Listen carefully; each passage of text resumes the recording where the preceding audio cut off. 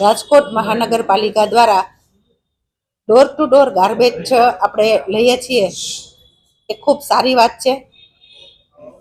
આ કામગીરી 3 ઝોનની અંદર વેચાયેલી છે: કોઠારિયા, માંડા ડુંગર અને રૈયાધાર.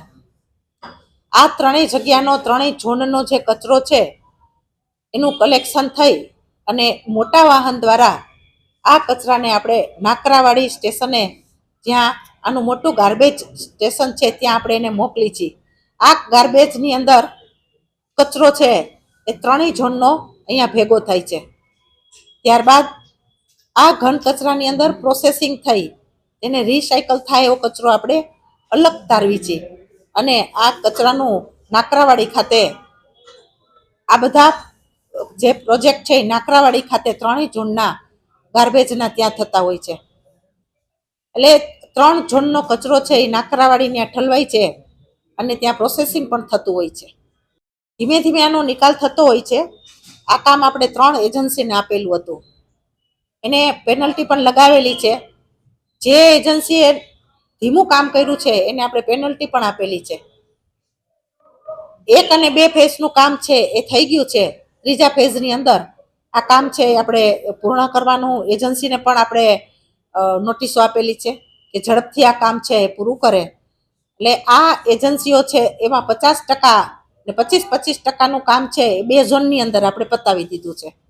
1 ઝોનની અંદર આ કામ છે એજન્સીએ જે લીધું છે, એજન્સીને આપણે પેનલ્ટી પણ આપેલી છે કે ઝડપથી આ કામ થાય અને જ્યાં કચરાનો સમસ્યા છે નાકરાવાડીમાં એ ઝડપથી પૂરી થાય.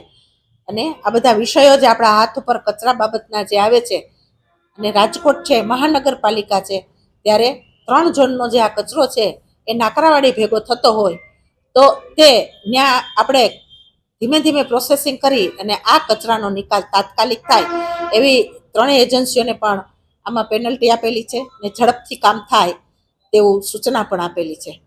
એ પ્લાન્ટ જે બંધ છે એનું ફરીથી આપણે એજન્સીને આપીશું અને ઝડપથી કામ થાય એના માટેને પણ આપણે સતત પ્રયત્ન કરીશું કે જેથી કરીને આ કચરો છે એનો નિકાલ અને પ્રોસેસિંગ એની ઝડપથી થાય. અધિકારીઓ સાથે અને પદાધિકારીઓ અમે સાથે બેસી આનો ઝડપથી નિરાકરણ થાય અને જે પણ કચરો નાકરાવાડીની અંદર છે એ ત્રણેય ઝોનનો કચરો રાજકોટ મહાનગરપાલિકા જ્યારે આ બાબતમાં ચિંતા કરે છે ત્યારે કમિશનર સાહેબ એજન્સીઓને ફરીથી આ બાબતની પેનલ્ટી આપશું અને કમિશનર તેમજ પદાધિકારીઓ અમે સાથે બેસી અને આ કામ ઝડપથી થાય તેવું એજન્સીને પણ પેનલ્ટી આપીશું અને નવી એજન્સીઓ છે એને બોલાવીશું.